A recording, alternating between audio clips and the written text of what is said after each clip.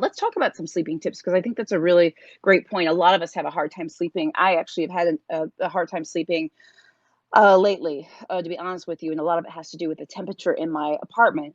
Ambient temperature actually makes a big difference when it comes to sleeping. Believe it or not, some studies suggest that the best temperature to sleep at is in the 60s, like mid 60s to low 60s. I actually sleep with it probably around 68, and my apartment, my air conditioning's been having some problems, so it's too warm for me, and I don't sleep well. One of the things I would suggest for you guys out there is if you're not sleeping well, consider lowering your thermostat. That can make actually a world of difference. The temperature, the ambient temperature that we like to be out and about at, like in the evening and watching TV and stuff, is not usually a great temperature to sleep at. So try giving that a good try. A few other things to help you sleep better: not eating large meals before, not eating large meals before bedtime, like right before bed. Very important not to do that, or exercising right before bed.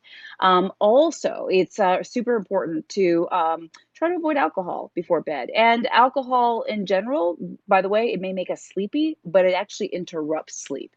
It actually makes sleep worse. Caffeine is important too.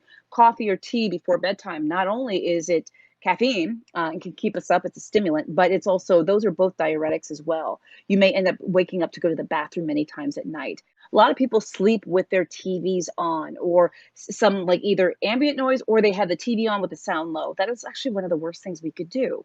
So turning everything off, not just the TV, but also I would say turning off the your electronics, your phones, and all that stuff. I know it's hard to do, but if you're anything like me, honestly, when I can't sleep, what do? I turn over, I pull out my phone, look to see what time it is, and then I scroll.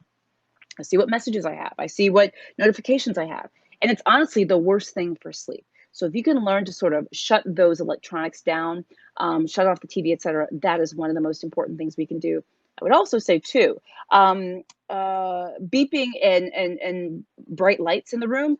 I often say like my bedroom is like a cave, but in terms of light, I keep my room like a cave, and I think that's really helpful for me. When I was a resident doctor, or in my residency, I used to love sleeping during daylight and just sort of a lot of sunlight coming in on me. It just was always very comforting to me.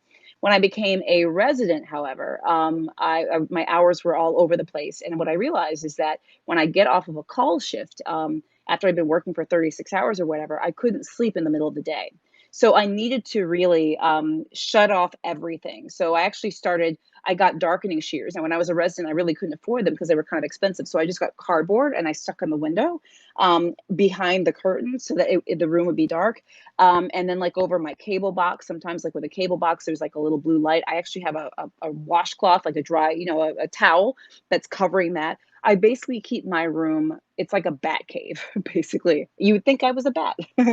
But that's some of the things that really helps me sleep better, is keeping that room really, really, really dark. Nothing beeping. I turn all my alarm clocks and everything away from me so they're facing the wall. I do this when I'm in hotels too, by the way. Not drinking caffeine, coffee, or tea, or drinking much of anything. Period. I have patients that sometimes will keep a glass of water on their nightstand, and I tell them, you shouldn't do that, because if you sip water throughout the evening, you're going to have to go to the bathroom in the middle of the night. That's just the case.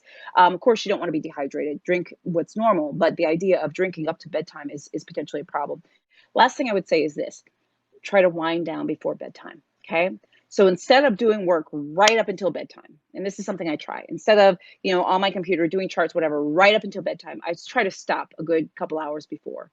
Turn on the TV, I watch HGTV or something I love. Okay. Something that kind of like makes me say, oh, what's going on in the world? That's happy. That's not mean and evil.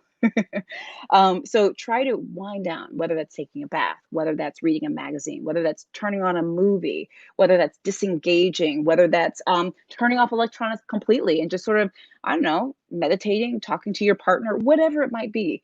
But actually have a formal wind down time. That can be helpful, as opposed to literally sort of going, and all of a sudden running up into bedtime and bam. And then when you're lying in bed, you're just kind of like, like mind racing, eyes awake, because you didn't have a chance to slow down.